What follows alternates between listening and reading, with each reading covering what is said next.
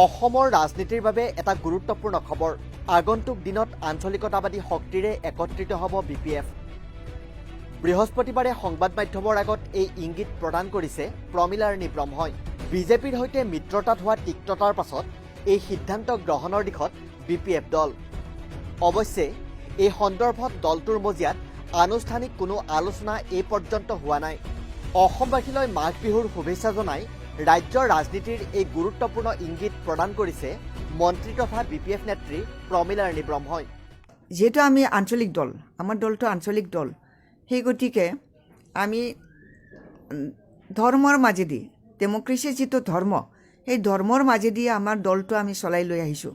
গতিকে অন্যান্য মানে আঞ্চলিক দলবিলাকে ভাবিছে যে হাগ্ৰামা মহিলাৰ লগত আমি একেলগে থাকি পেলাই নিৰ্বাচনটো পাৰ কৰিম, সেই কথাটো চিন্তা কৰিছে। কিন্তু এতিয়াও আমি সিদ্ধান্ত লোৱা নাই।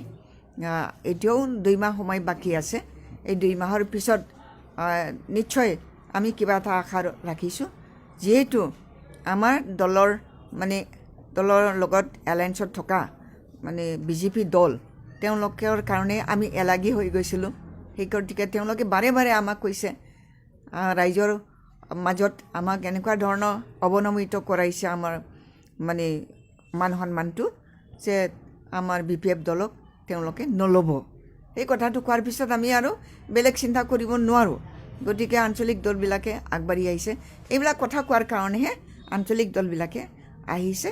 সেই গতিকে এই দলৰ লগত এতিয়াও আমি সিদ্ধান্ত নাই লোৱা। অলপ তেওঁলোকৰ ফালৰ পৰা আমি মেছেজ পাইছোঁ যে একেলগে থাকি পেলাই নিৰ্বাচনটো খেলিবৰ কাৰণে, কিন্তু এতিয়াও ফাইনেল হোৱা নাই।